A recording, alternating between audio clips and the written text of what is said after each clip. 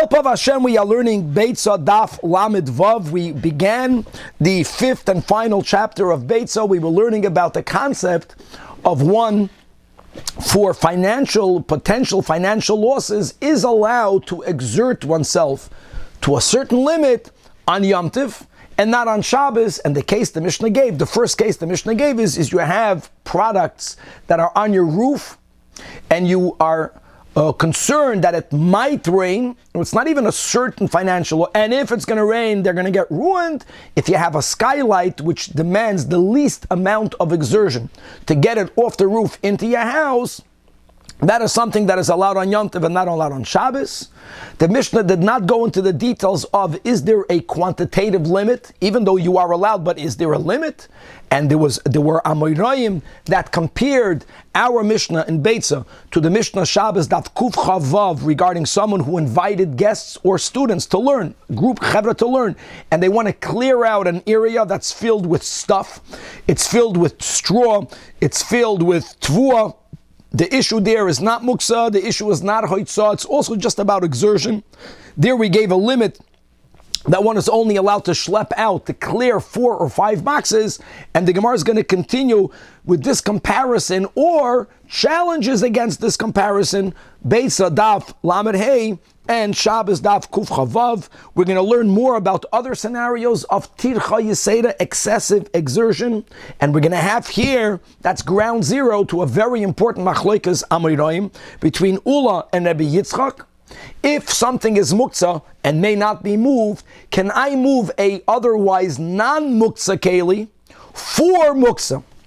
Rabbi Yitzchak is stringent and he says that ein keli nitel ela lidavar hanitel. I can only move something for something else that could be moved. The example would be if something is muktzah but it's going to get ruined, and generally I will be allowed to cover it. If something is muktzah, can I take a cup or a bowl or a plate, non-muktzah, and can I use that to cover the item that's going to get ruined, even if the item is muktzah? That's the machlokes. Rabbi Yitzchak says no, Ula says yes. We're going to go back and forth between these two opinions. We're going to learn a little bit about bee trapping, whether bee trapping is a problem. As we will go into the details of that, we're going to have on Daf Lamed Vav Amid Beis a very strong rabbinic leniency when it comes to muktzah, which otherwise may not be moved. And that is that if the item is repulsive, one is allowed to move it. And that's called the law of Geraf Shel Re'i. I want you to know that in our kitchens now, the garbage is muktzah. You are allowed to take garbage out of your house. We're not speaking about carrying it where there's no eruv. We're just speaking about the issue of muktzah, because if it's repulsive, for you to have a more beautiful, pleasant Shabbos, no problem. Graf shall in many details of that rule, and on Daf Lamed Vav Amid Beis on the bottom, we're going to begin the topic that will, God willing, continue tomorrow with many details which are amazing, and that is there are 3 categories of rabbinic prohibitions, Shabbos and Yom Tov, all about activities that biblically you may do. The sages said you may not. We normally call these restrictions shvus.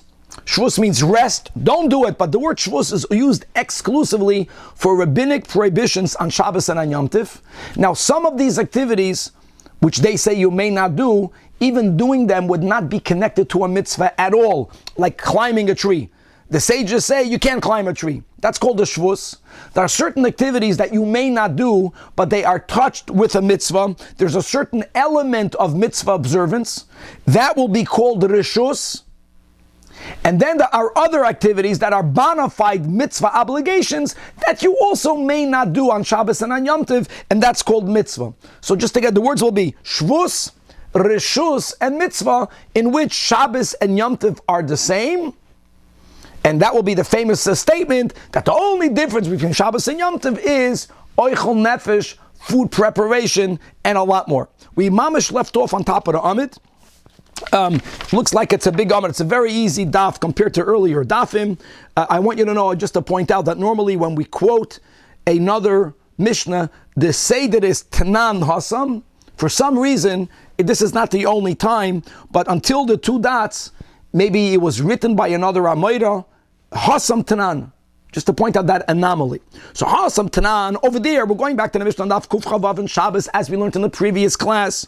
If a person has boxes stored in an area and you need to free up the area, it says that this, if it's in a storage room, then you may not clear it out.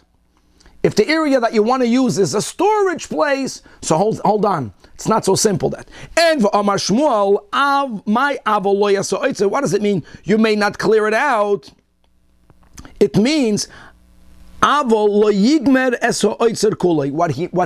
that Mishnah means to say is that we allowed for you to clear out 4 or 5 boxes to make place, to have guests eating, to have people learning. But if it's in a small storage area, and if you were to clean out those 4 or 5 boxes, there would be nothing left. It would be completely cleared out. That's something that you may not do on Shabbos. Why? Because it's common in a storage area for there to be problems with the flooring. There might be holes in the floor. You never noticed it because it was packed with boxes. The moment you clear it out, you expose problems. Being that you're not allowed to fix floors on Shabbos, if you have a hole, filling up the hole is violating a biblical binyan. So the Mishnah says that even when you can clear it out, if it's going to fully clear out the room, you may not do it. That's what we learned in Shabbos. Now the Gemara wants to know, what about over here? We learned in the Mishnah, on Yom Tov, your roof is filled with grain, as the Rashi explained Periscope, and it's about to rain. The Mishnah says you can put it through the skylight. Do we limit it? Do we say, if you're going to take it all out and you're going to expose the floor of the roof, not, maybe the Mishnah, do we have that restriction? Hassan, and we explain why we should or why we should not compare one case to the other. Do we say Hassan hu b'Shabbos the aser mishum the chamer? B'chlal Shabbos is more strict. As we learned in our Mishnah, on Shabbos you b'chlal cannot lower any produce through the skylight. Avol Yom Tov, since Yom Tov to begin with is more lenient, then shaper dami, even if you removing the produce will mean that you will expose the floor of your roof, we're not concerned that if you'll find a problem, you'll fix it. We can say you won't do it. Oy Dilma, Hassan over there, the Ikabitl Beitzah Midrash, even though not being allowed to clear out the 4 or 5 boxes will mean less people will gather to learn. Yet, Amrat Loi, over here, the Ikabitl Beitzah Midrash, and also Bitl Orchim, for sure, like Kolchkin, that if clearing up the roof means that you're going to fully expose the floor of the roof, then for sure you may not do it. Or we can go in the opposite direction, right? Not Tanan Hacha. Here it says, we're going to go backwards now. Mashil and Peris Deracharuba, you are allowed to lower produce through your skylight on Yom Tov to prevent it from getting ruined. Rav Nachman added details where we limit this permit, the last narrow line, it's only if the skylight is on the roof itself. That demands the least amount of work. But if there is a skylight on a neighboring roof, so you have to move the produce from this roof to that roof through the skylight, loy. And indeed, not only was this taught by Rav Nachman, by an Amayra, but later we found a Tanach, V'tanya nami hachi, ein metaltla megag legag. And that's even afilu keshe gagoy say and shaven when the roofs are on the same level. Why? That's called excessive exertion. Tircha yisera, as we explained when we learned the Mishnah. No one is debating that. So now the question is, hasamai. What about over there when we're speaking about we are allowed to move 4 or 5 boxes? We'll skip the parentheses. Do we say hachi over here, hu da asir? The reason why here we don't allow excessive exertion because of what we mentioned on the bottom of Lamed Hey Amud Beis, what we mentioned on Daf Beis Amud Beis, because since Yom Tov is more lenient than Shabbos, so the sages were afraid that if we won't limit certain leniencies, it's going to get out of hand. And people will become completely disrespectful to the real rules of Yom Tov. But since Shabbos to begin with is Chamira, so if something is allowed, we're not going to limit it. And therefore Shapir, Damir, we are allowed. What happens if your boxes are on the roof? and you have to move it from one roof to the other roof. You want to put your guests on the roof. You want to learn on the roof. You are allowed to do it. Not more than 4 or 5 boxes, but we don't have that limitation. That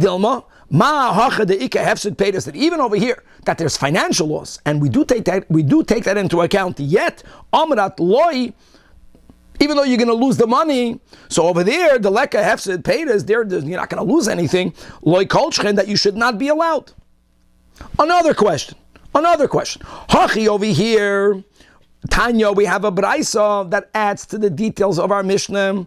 Lo yishal shalem bechevel b'chalonis. Like we spoke out when we learned the Mishnah last year, that even if the window is not like in the picture that Kevan showed. Think about your roof on your house, and if you go down on the side of the wall, there's a window. And if you're going to lower the produce in a basket on a rope, it's relatively easy. You're not picking it up. Up is hard, down is easy. Even that is not allowed. You can't take it down through a ladder. That's too hard. Only pushing it through the skylight.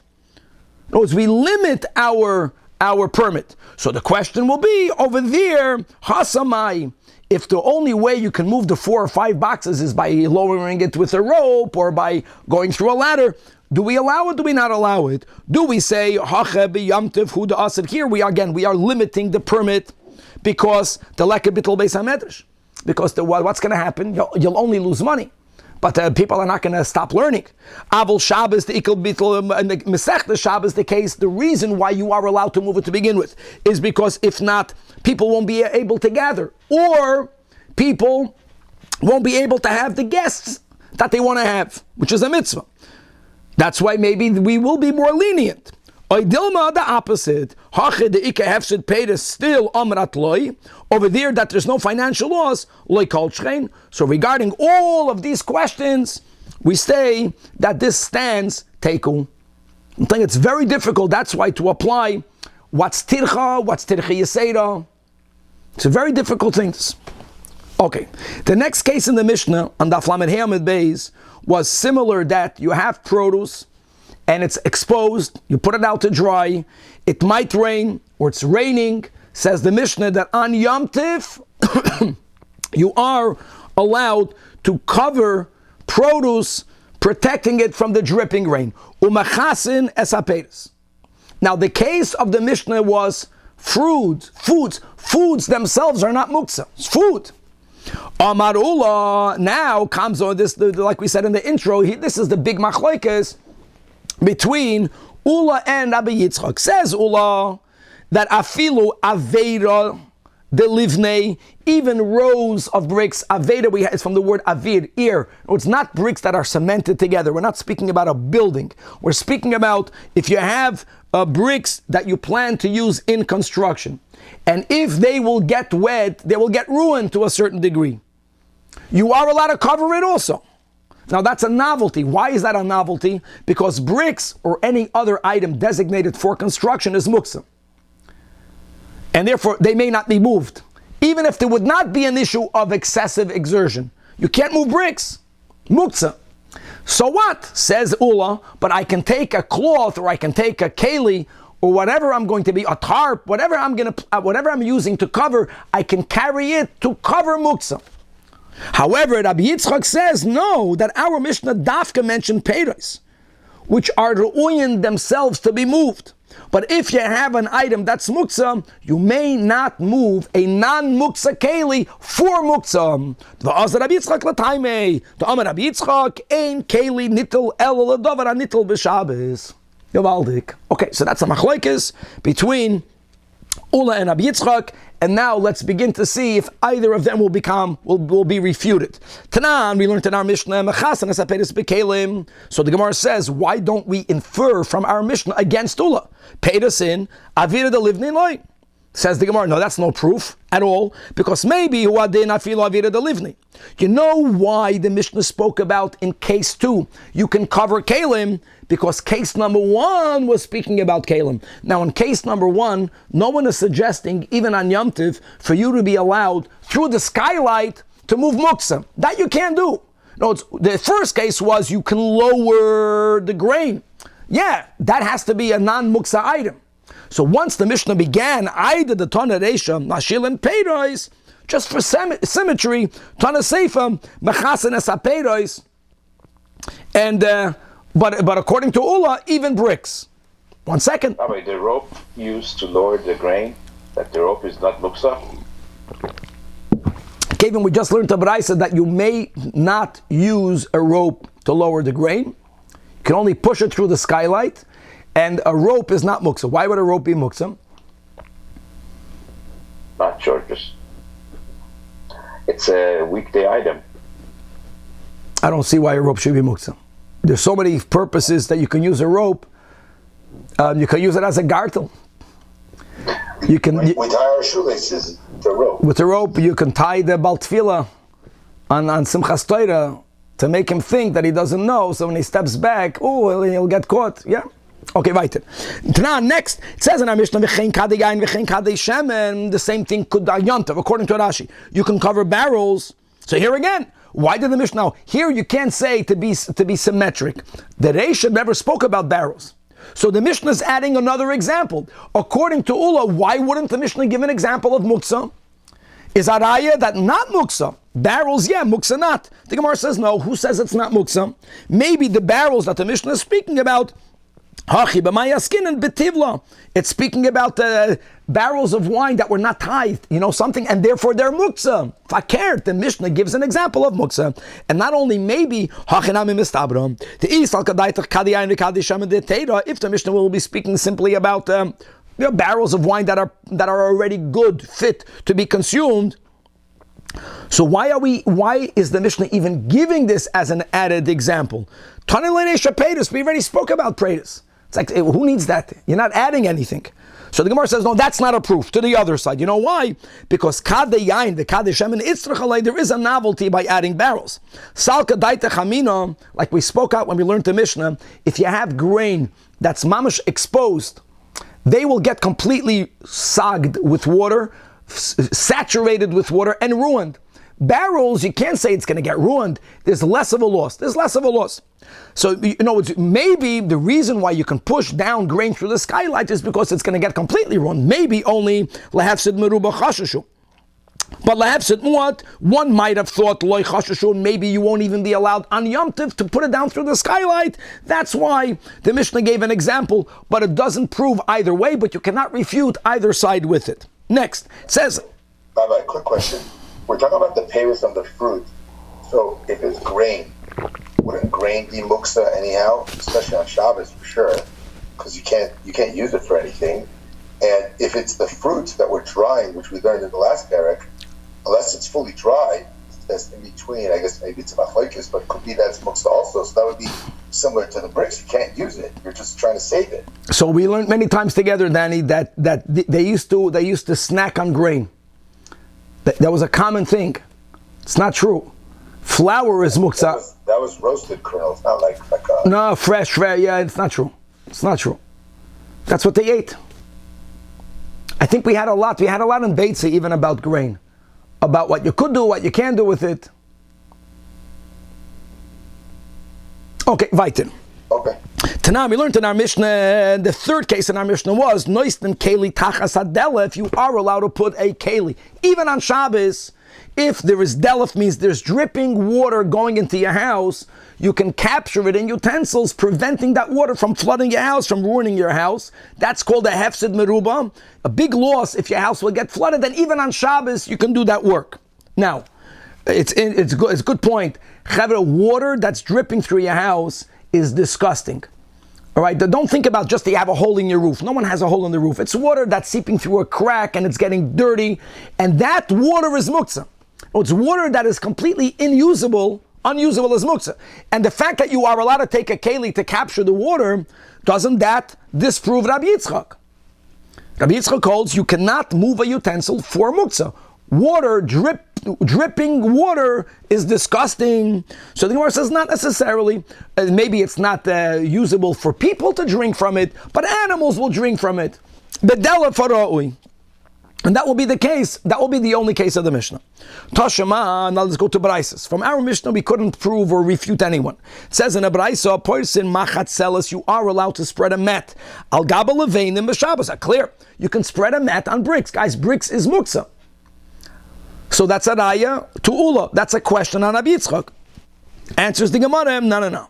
Not all bricks are muksa. When people build, once it's piled for construction, muksa. But after you build and you have leftovers of materials which were commonly used for people to sit on, that was like your outside furniture, a couple of bricks, the ayatur mi binyana, building materials, bricks, that are the leftovers from a project in which the owner did not regather them, then since the chazi lemizga alayu, since it's fit to be sat upon, they're not muksa. And only there can you spread the mat. Next, Toshma, we learned in a Braisa, you can spread a mat on top of stones. Again, stones get ruined. I don't know, some stones get ruined from the rain, and you can spread, and now stones are muksa. What are you going to say over here? Bricks you can sit upon because they're square. Stones, we're speaking about stam stones. So Gemara says, no, the stones must be ba'arvanim mikur zolois.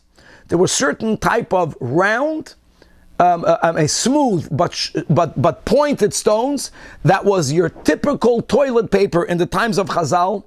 And as we learned in Shabbos, that one is allowed to move these stones because of kavod abriyos. Since the chazi and lebeis hakisei, even if there is no latrine right here, but stones that people would use to wipe themselves, which are not muksa, those are the stones that you may cover. And according to Rabbi Yitzchak, again, he stands that ein keli nitel elo ledavar hanitel b'Shabbos. Tashema, it says in a Braisa, poirisin machatzelos like al gabi kaveres devoidim. You are allowed to spread a mat on top of a beehive. And now we're going to get off on a tangent a lot about trapping bees. Why would you spread a mat on a beehive b'Shabbos, on Shabbos, if it's b'chama? Now we're going to interpret now b'chama means in the summer months because it's very hot for the bees. You can protect them. Bikshamim, if it's in we're interpreting now in the winter. That's the interpretation now. In the winter, you can cover it because it's rain, and again, rain is going to ruin it or whatever, it will inconvenience them. As long as you don't intend to trap the bees. Now, the problem is, my friends, that a beehive is muktzah. The whole beehive is for bees. It's not for people. It's not designated for human use. So according to Rabbi Yitzchak, why would you be? It's very nice that you care about your bees, but it's muktzah. You should not be allowed to cover it with a mat. So the Gemara says, nah, a beehive, when there is honey, is not muktzah, because the beehive is not designated only for bees. The beehive is also to be used by people. So the Gemara challenges that. Amalei Rav Ukva from Meishon to Ravashi, Tanach, good. It fits the clause b'moisach chamam. During summer there is honey and beehives, but b'moisach shamim. Now, mind you, the Braisa never used the words yemoisach shamim. That will be the answer. We'll have a lamad base. But right now we are understanding ubig shamim means during winter. During winter, there's no honey, so it should be muktzah. Yet you are allowed to cover it with a mat. Keli is nitel, even for something that's not nitel. Ma'ikal Meimar answers the Gemara loy nisrecha elo lo'oisen shtei chalos. Even during the winter, when people would take out the honey from beehives, they wouldn't only take out the honey, they would also take out the honeycombs, but they would leave two for the bees to have sustenance over winter. And since honeycombs are fit for human consumption, and eventually they will be taken out, you can't say a beehive is muktzah even during the winter because of the two chalas. The Gemara says that's not a good answer, because those two honeycombs, chalos, honeycombs, are left for the bees. If something is designated only for the bees, it doesn't make it non-muktzah, it's still muktzah. Ois and shtei chalos are muktzahs, hein. So the Gemara says, yeah, but if you decided prior to Shabbos, you know what? Very nice for the bees, but I need those honeycombs. And if you plan to take it, Now you rendered it not muksa. That before Shabbos shechishev aleim, you changed their designation. You decided to take, doesn't matter when, you decided to take those 2 honeycombs. The Gemara says, hold on, if that's the case, meaning, but if you did not make such a kavana, then indeed you won't be allowed to spread the mat. According to Rabbi Yitzchak, so frek the Gemara, ad the tani ubevat shalei yischaven latzud. Why did the Beitzah have to go completely off tangent? But as long as you don't intend to trap, that is when it's prohibited. Say something even better. Lift like the litnei b'didam. Make a differentiation between 2 things that are even more similar. Don't introduce something new. Why don't you say, when are you allowed to spread the mat if you intend to eat the honeycombs? Then even if you're not trapping, it's still usher. So the Gemara says, well, that's exactly what the Beitzah means to say. That which already implies that if loy chishav aleim is usher, it's already hinted to, and even if chishav aleim, ubevat shelo yischaven latzud. Now, before we come back to Amid Beis, to the whole answer that who says the honeycomb has no honey, bikshamim doesn't mean that it's during the winter. Before we come back to that, the Gemara now is in between the lines going to say the following: Machlokes Ula and Rabbi Yitzchak. Rabbi Yitzchak is the machmer. Rabbi Yitzchak holds that if I'm taking a non-muksa item for muksa, I'm not allowed to do that. We have this general machlokes between Rabbi Yehuda and Rabbi Shimon as far as how broad or how limited do you apply muksa. We have a machlokes between Rabbi Yehuda and Rabbi Shimon concerning davar she'ein mischaven, something that's being done unintentionally. In all of these cases, Rabbi Yehuda is the machmir, Rabbi Shimon is the meikal. The Gemara is taking it as a given that this chumrah of Rabbi Yitzchak, ein keli nitel, ella ledavar hanitel b'Shabbos, is only following the sheet of Rabbi Yehuda.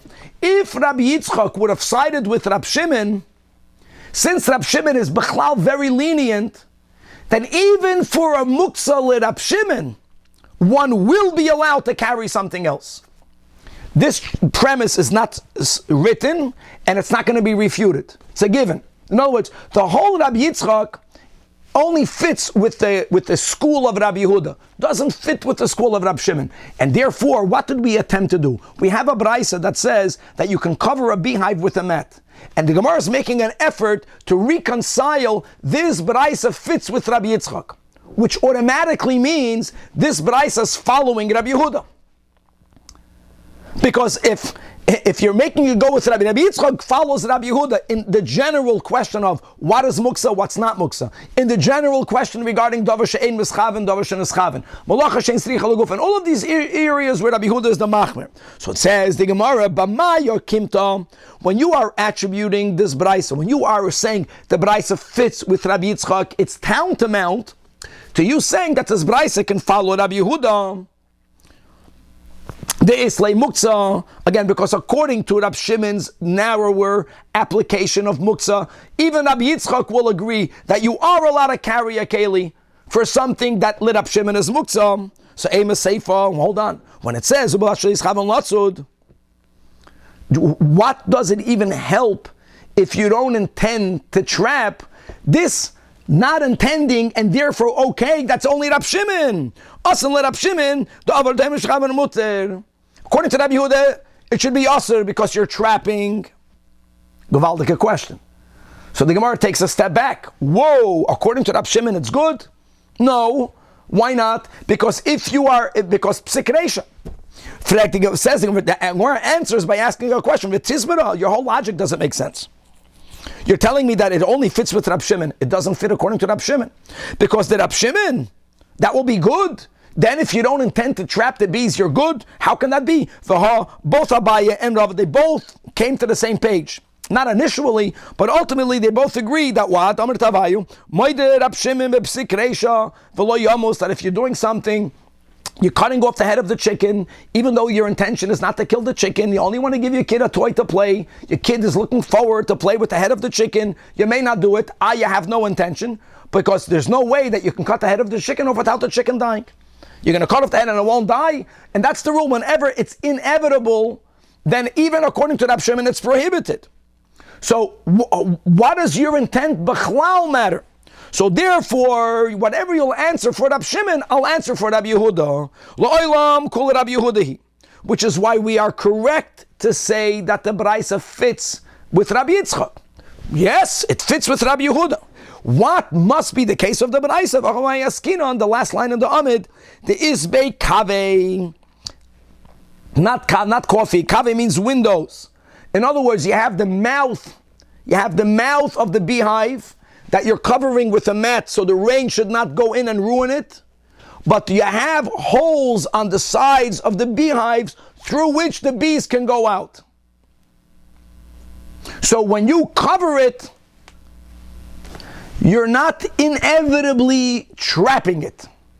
You're making it a lot harder for the bees to go out, but it's not psik reisha. They are not trapped in there and on a definite level. And v'loi teima l'Rab Yehuda u'belvat shelo yischaven latzud. Now, I will have to make one emendation. In other words, the words, as long as you don't intend, those words don't work with Rabbi Yehuda. Because according to Rabbi Yehuda, your intention makes no difference.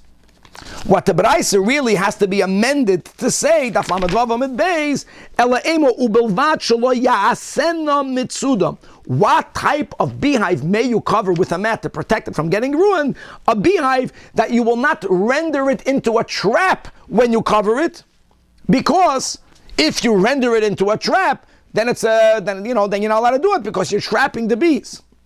And b'chlal, parenthetically, here you see that even bugs or other creatures that most don't trap may not be trapped on Shabbos and on Yom Tov. Pshita, why would the Beitzah even have to say that? Of course, if you're going to be trapping the bees, right? If you're going to be trapping the bees, it should be prohibited. No, that's a chiddush.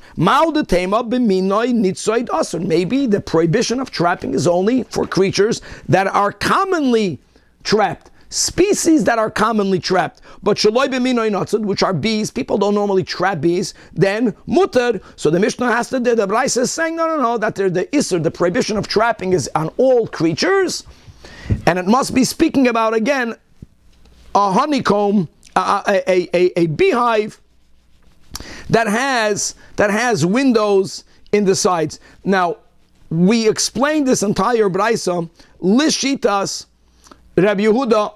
What will Rab Shimon hold? So let's quickly learn the top Tosfos. It's a very interesting Tosfos.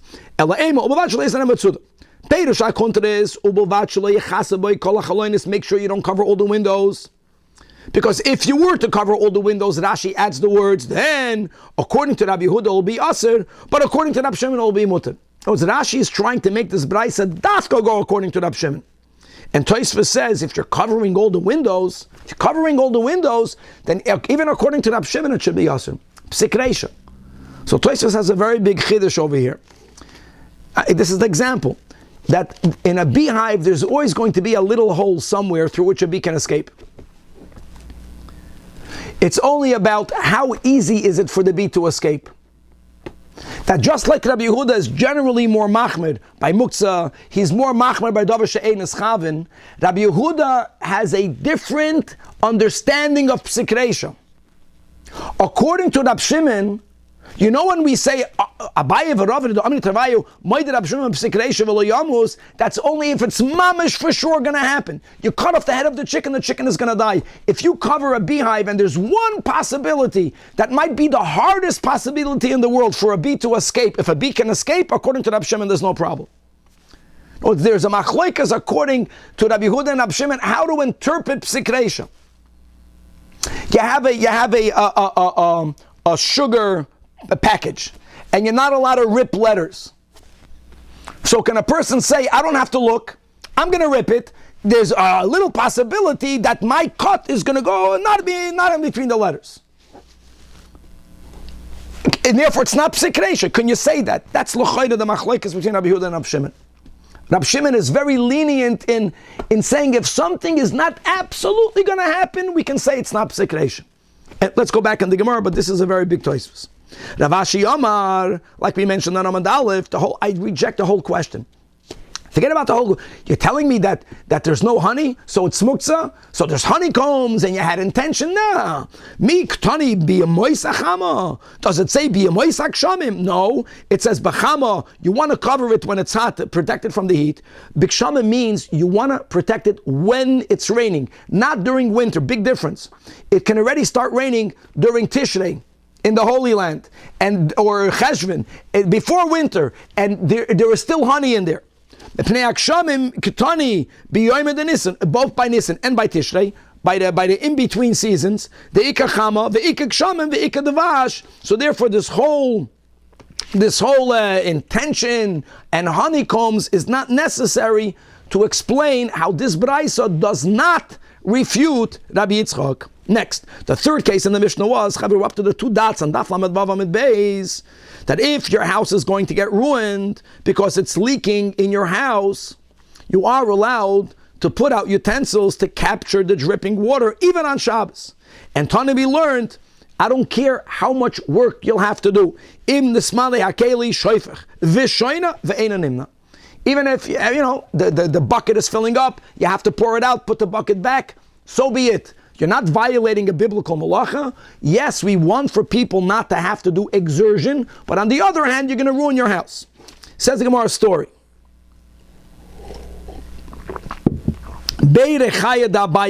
Abaya owned a mill room. Now the millstones were somehow built out of stones and hardened mud. Abaya's source of livelihood would get ruined because of excessive rain. You have to know how things were made then. A little bit of rain would do nothing. But it began to pour so much into Abaya's rechaya in his mill room that he could have lost his parnasa. Now, by the way, here putting a bucket won't help you. Putting a bucket won't help you because it was raining on the millstones. You couldn't cover the millstones. The only solution would be to move the stones out of that room. The millstones are bona fide muksa. Our Mishnah never allowed moving muksa. In fact, we said that even the water that you are capturing, according to Rabbi Yitzchak, is drinkable water, non-muksa water. So he wanted to know if there's a heter. Also, the Rabbi came to Rabbi, his teacher. Rabbi gave him a heter. Guys, this is such a Jewish story. Sometimes you get a heter and you feel, I'm not comfortable with the heter. I want to be more machmir. So Amalei, what's that? He gave a brilliant heter. He says, Zil ailei lipurech lasen, bring your bed into the mill room, make it into your bedroom. You can't sleep near millstones because millstones that are wet, it smells. It becomes something repulsive. Now, it's not repulsive in the work environment.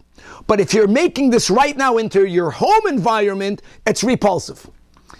And as we spoke at in the introduction, that as stringent as we are for muktzah, if there is something repulsive in your environment, even if it's muktzah, you can remove it. So he says, move your bed in there. Now you render the millstones into something repulsive, and now you are allowed to move them out. Move them away from the leaking rain. You're going to save your millstones. Rabbi? Yes. Everything we learned about the disgusting spit the other day is the idea that was not within your private environment. Which disgusting spits? The spit that you already roasted up. No, I don't think. After you roasted? Yeah. It's not. It's disgusting, Yaakov, to use them again, but they don't ruin your environment. Unlike garbage, unlike foul-smelling, wet millstones. I see. Okay, so Yosef Abaye v'kokashele. So Abaye began to challenge his teacher, and he says, "No, you can't lechatchila make something. You can't create something repulsive if it's there already." So he's beginning to push back on the heter. You know what happened? As he's pushing back, the millstones collapsed. Abaye lost his parnasa there. The whole thing collapsed, and Abaye took away. Amar, Tasili, I earned that punishment. You know why? The Avri Adamar, because I was pushing against the heter of my teacher. Look inside the third Tosfos. Abaye had a good point. Abaye did have a good point. Right? Aflagav Domrin Eliel, that what the ein oisen graf shel lechatchila. Nevertheless, says Tosfos Fidel Rabba, that here you are allowed. You know why? Because you're going to lose your millstones. V'chulei v'chulei. Back in the Gemara. Amar Shmuel says Shmuel. Graf shel literally means when they had no plumbing, they didn't have toilets the way we have it. They would have buckets. So the bucket that's designated for excrement. Va'avid shel meraglayim are the vessels in which people urinated in. So muter lo hitzion la'ashpa, they're muksa, they're not, what are you going to use them for? I don't care, it smells. Move them to the garbage. Not only that, but keshehu machziroi, when you want to bring it back, you can argue, how can you move the bucket? How can you move these kalim? They're already out. You wanted to have it in the house because that was your bathroom in the house if you need it. So you have to find a heter. What do? You put water in it. A person would never drink from that water, but animals would. After the keli is emptied from the garbage, you fill it up with water, so then you can bring it back. In other words, savur minei. Okay, in other words, he was finding leniencies to make life more livable. And not to say you can only move the graf shalrei when it's mamish disgusting. Now that it's already outside your environment, it's stuck. No, find a way to bring it back. Now, savur minei, they thought that even when you are moving something repulsive, you can't handle that which is repulsive by itself. You can only move it through another utensil, which is the example of these kalim in which people relieve themselves. No one is moving the excrement themselves. So savur minei, that graf shalrei, only agav mana in, may only be moved if what you are handling physically is a keli. But bifnei atzmai loi, but the excrement itself, and no one is advocating that, but maybe that's so disgusting that you may not even move it. It's not true. If you want to clean your environment, there are no muksa, get it out. Tashema, the example of something as repulsive as excrement is a mouse or a rodent. Tatahu achbarta, there was once a mouse. The ishtakach be is parmiki, that was found in the spices of the house of Rav Ashi. So it's interesting. Also, it's relative because a mouse is not that repulsive, but a mouse in your spice cabinet is repulsive. It was in a place, doesn't belong there.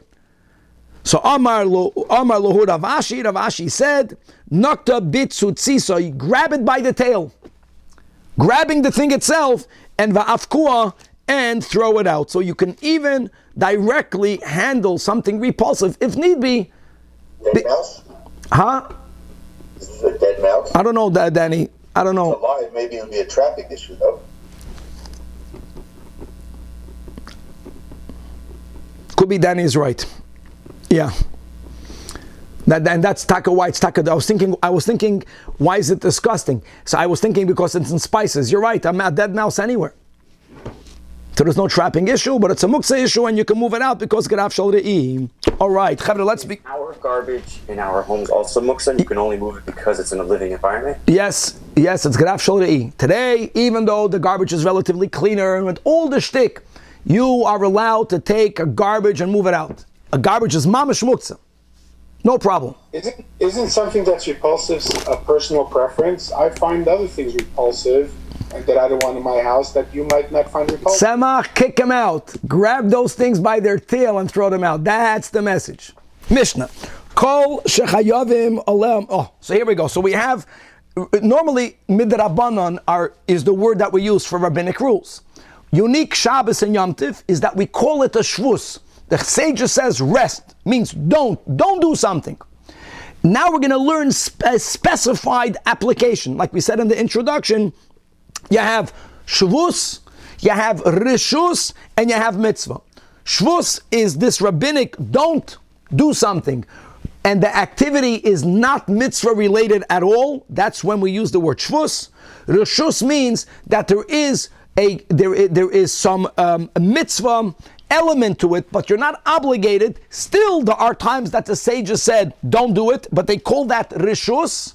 And then there are times that there is a real mitzvah, and yet the sages say, don't do it, and we're going to call that mitzvah.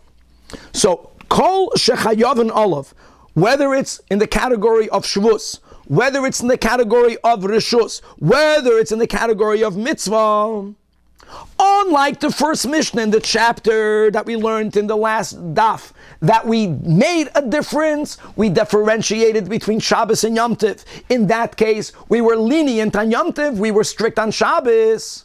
Here, we're going to equate them, where it won't make a difference. Whenever there's a shvus issue, reshus issue, mitzvah issue, b'Shabbos chayavin mishum b'Shabbos. Whenever it's on Shabbos, you should know as a rule, you don't say, we'll be more lenient on Yom Tov. Tirchayeh, but not shvus, reshus, and mitzvah. Chayavin all of Yom Tov. Chayavin means rabbinically.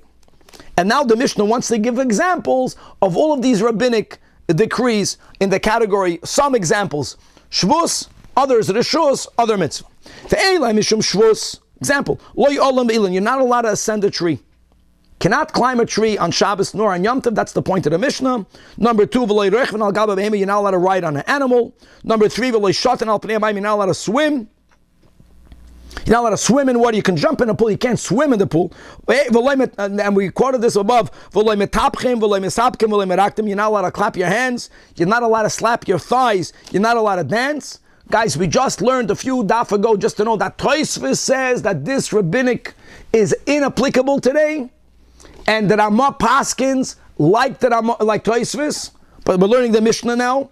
And all of these activities are called Shavus. They're not allowed on Shabbos, they're not allowed on Yom Tov. Next, what rules, what rabbinic rules of don't do is connected to a mitzvah element. Loidanen, we may not adjudicate.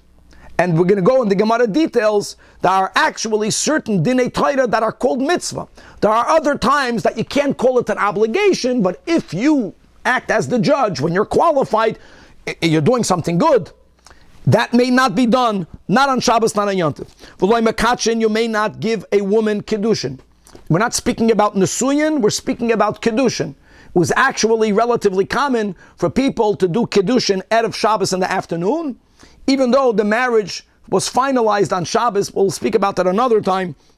But Kedushin may not be done, that's a kinyan, even though it's Rishus. The Gemara is going to say, why is it Rishus? Why isn't it a bona fide mitzvah? We'll get all that in the Gemara. If there's a need to do Chalitza, right? Remember Chalitza, so to Reuven and Shimon, Reuven is married to a woman, Reuven passes away with no children, not with her, not with other, he left a widow. If Reuven has a brother or brothers, then they have to either do chalitza or yibum. That may not be done on Shabbos nor on Yom Tov. The examples the Mishnah will give is, loy makadishin, you may not designate an animal for a carbon, which is a mitzvah. Can't do it on Shabbos or on Yom Tov. V'loy marichin, you can't make a erech vow, a assessment vow, by using the words erki, olai, erkecha, olai, v'chulei. You cannot declare something to be cherem. Cherem here, Rashi says, our Mishnah follows the opinion, stam cherem lebedek habayis. Cherem is another word that you can use to consecrate something for temple upkeep, which is a mitzvah. You may not do that on Shabbos nor on Yom Tov. V'loy magbihin, you may not separate, even though the word is to elevate, but it's to elevate and to separate. Not trumais umaisres, says the Mishnah. Kol eilu b'Yom Tov amru, kal v'chaimer b'Shabbos. And here comes the big liner, ein bein Yom Tov l'Shabbos. If you want to know the difference between Yom Tov and Shabbos, it's ella, oichel, nefesh, bulvad. Food-related activities is where Yom Tov is more lenient. How ironic, huh? I love Rebbe. Even though in the last Mishnah we learned, no, that tircha and Yom Tov is allowed and on Shabbos not. Even though we follow Hillel that it's not just elo oichel nefesh. Mitoich shehutra oichel nefesh, hutra nami shelo. Let's say the Mishnah here wants to point out that sometimes we equate them. Let's go at least a little bit to go through every single case. Why are you not allowed to climb up on a tree? Now here's something very important. Because you might rip off a branch. Now guys, remember one rule. We generally never make a decree for a decree. If you climb up a tree and you unintentionally break a branch, you did not violate biblical koitzin. The sages will never make a decree that you may not do something because you might, like for example, we are allowed to walk on grass on Shabbos. You might uproot grass, even if you do so, you didn't do so with intent. We paskin like Rab Shimon, Davar Shem Eschaven. So that's why in every single case, and Rashi is going to point it out, they were afraid that you will deliberately rip up something. If you remember, when you were young, climbing trees, sometimes that branch has to get out of the way. That is where, if you'll deliberately rip it off, you'll be violating a biblical violation. So now, Chachamim made a fence, never climb a tree. And by the way, it's not only climbing, we cannot use a tree, we cannot lean on a tree. If there is a swing directly on the tree, you're not allowed to go on the swing. If you remember all the pratim, it's called tzideihen asir, tzidei mutar. If from the tree comes a hook, right, hammock, and then you hang a hammock, 100% okay, because it's removed from the tree. But all of that began with you not being allowed to climb a tree because you might deliberately take off a branch. Next, you're not allowed to ride on an animal. Why? Because you might go outside the tchum. And that's the point. If tchum is only a rabbinic issue, again, we're never going to make a decree to protect another decree. Which is the das yachid, according to many peoples, even the 12,000 amas is only, or 13,000 only midrabanan. So everybody says, no, you're wrong. The reason why you're not allowed to ride on an animal, you might cut off a branch to use as a whip. That's why you'll do that deliberately. You're not allowed to swim. Why? You might make a swimmer's tube. Making a swimmer's tube is number one, they would weave reeds together. Oirig, we learned that on Shabbos, and tikkun mana, making a utensil. And then the Alter Rebbe therefore paskins that if you are in a swimming pool that looks like a river, it has no rim protruding up in the sides. When you're in it, the water splashes over. That is similar to a river, you may not swim. If you are in a barrel or in any swimming pool that has a tall rim that contains all of the water inside, then by the letter of the law you can swim, as it says in Shulchan Aruch. Let's go one more line. You can't clap, you can't slap your thighs, you can't dance. Why? Because you might fix a utensil, and therefore the Chachamim said it's aser. Let's leave it over here. I know I wanted to go a little bit further, but we're up to 3 lines before the bottom of the Amid, to be continued.